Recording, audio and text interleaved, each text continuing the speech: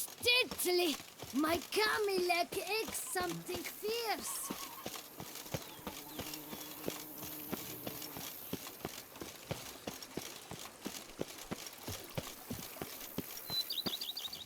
Welcome home, sir. I am Barnabas Basil Faulty. By order of the Duchess, I shall serve you as Major Domo of Corvo Bianco. I previously served with distinction at the Nibli family manor and in Nazaire with Admiral Rompali, who, as you are certain to know, is an extraordinary demanding gentleman. Whoa, Barnabas Basil. One thing you ought to know. I'm not your typical landed gentleman. Truth be told, this is the first real property I've ever owned. Oh, in that case, you must leave it all to me. I shall organize, see to everything, and whip the house into order. I dare say this place will soon be the most prosperous vineyard around. Great. Can already see I'm in good hands. Vineyard comes across as a place with a rich history. Know who owned it before me? Baron Rossel, who went bankrupt, forcing him to sell the estate to the Duchess. The Baron, in turn, had purchased it from Monsieur Bolius of the Headsman, a truly colourful man of Ketweni origin. He was actually a headsman? No, not him, but his great-great-great-great-grandfather. Indeed. Apparently, he was a common cut-purse who somehow secured for himself the post of ducal headsman in Beauclair. Went about his work with an exceptional penchant. They say he chopped off more heads than there are grapevines in the ducal vineyards. He never hesitated, not once. Never sliced unevenly, never botched a job. For his exemplary service, the Duke granted him a title and this estate. Monsieur Bolius, on the other hand, was an engineer in his younger years. Once retired, he settled here and took to producing wine. Sadly, misfortune struck and he lost his sense first of smell, then of taste. Additionally, he could not drink alcohol. His medic forbade it. Shame that. He gave up making wine? Not at all. He made even more of it. Began throwing wild balls to which he'd invite friends from far and wide in order to treat them to his wine and delight in the fact that at least someone could enjoy it. It's the sort of man he was, Monsieur Bolius. Mind giving me a little tour de Corvo Bianco? Not in the least. Follow me, please. I think it would be practical to begin on the hill.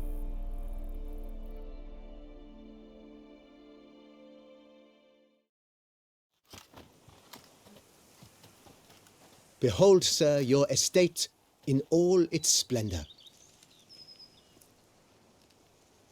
Pretty vast. Indeed. And now, sir, allow me to show you a handful of interesting details. Follow me, please. Been a major domo all your life? Yes, I come from a long line of major domos.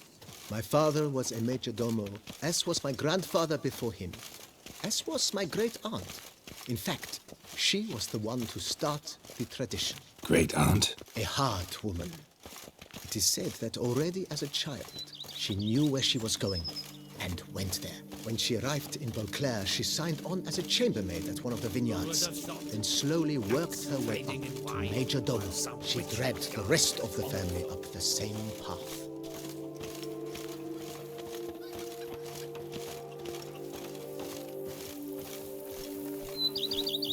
The servants' quarters. I occupy the green home. With the Duchess's permission, I have hired a full staff. Their salaries to be paid from the ducal treasury. Nice of her. Not the most sightly part of the estate, I admit. But I think it's worthwhile for you as master of the domain to know where the help stays. Follow me, please. Follow me, please. Follow me, please. Nourish yourself. Baron Rossel ordered the vines in this part of the estate uprooted and olive groves planted in their place. They look beautiful, especially come spring. Don't look at all bad now, either.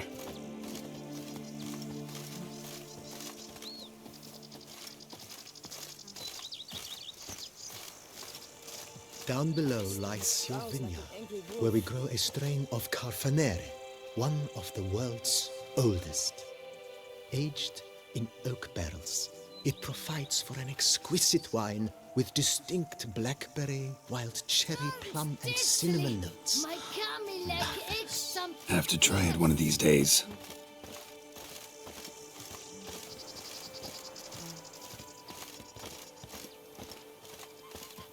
Nice well.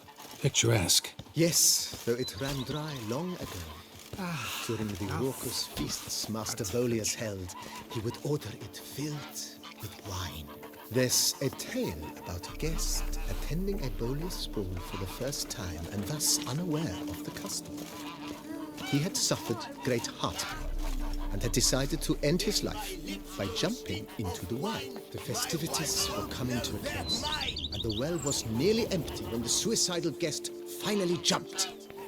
Instead of killing himself, he merely broke his legs.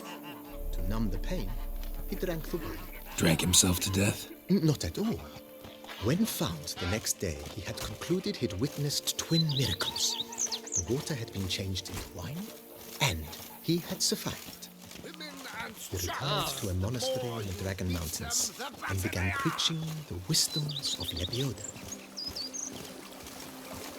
Here, kitty, kitty. Row. Meow.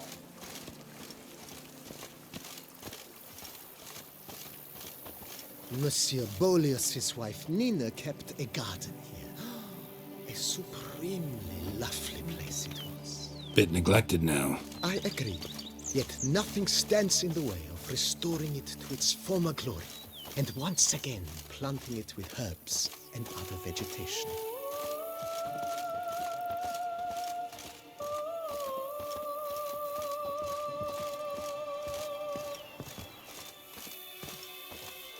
Madame Nina planted diminutive, delicate flowers and herbs here. One might say their aroma still hangs in the air. You're quite the romantic, Barnabas Basil.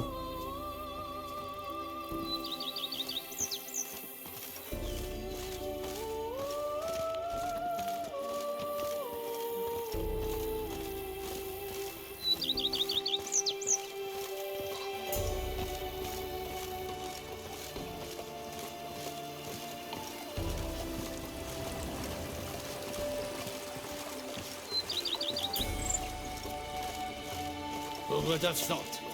Knights trading in wine, while some witcher guards the court. This served as an additional wine cellar in years of plentiful harvests. Bit of work and it'll make a fine stable for Roach.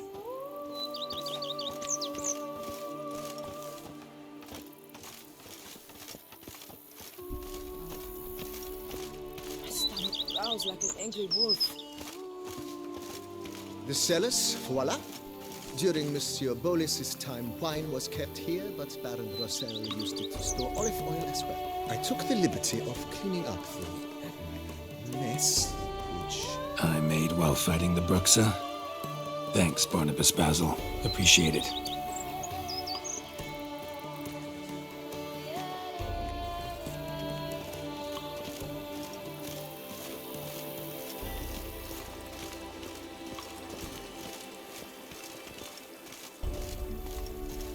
As you can see, the facade is, how to put it, slightly stained. But one cannot deny it a certain subtle southern charm. True, though it could use a bit of subtle paint.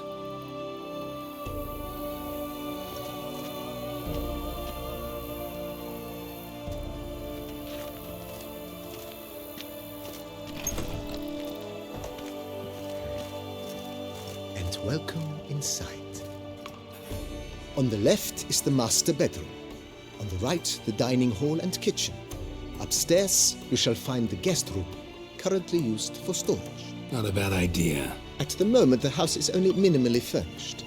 Yet I believe we will, together, devise some innovative arrangements. A few paintings, for instance, would breathe new life into the abode immediately. With that, sir, you've seen the full lay of the land. Corfo Bianco is a beautiful estate. Though one must admit, time has taken its toll.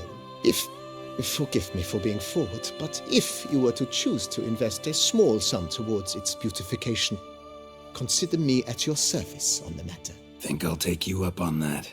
Be sure to come and see you if I decide to do any remodeling. Mentioned the place could stand to be spruced up. Oh, most decidedly, sir.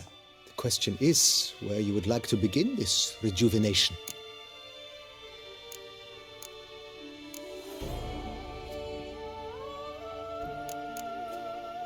Been thinking about the outer walls. Maybe a fresh coat of paint or some patching. If I might dare to make a suggestion, why not start with a general renovation? I once oversaw such work at Admiral Rompelli's summer residence. The effects were simply breathtaking. Not only did the residence positively sparkle afterwards, but we also made room to display the Admiral's armor and weapons, of which he was a passionate collector.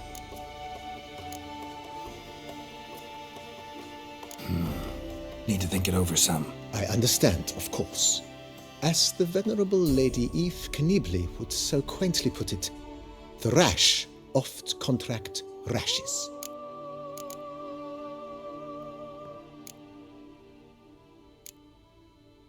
Got these spacious grounds. But maybe it's time to make them more...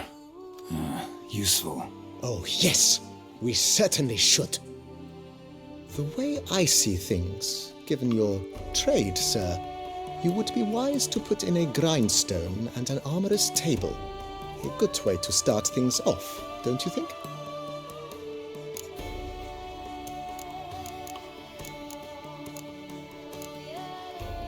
If you don't mind, I'd rather postpone talking about renovations. Need to ask you something else. Of course, sir, as you wish. What is the nature of your inquiry?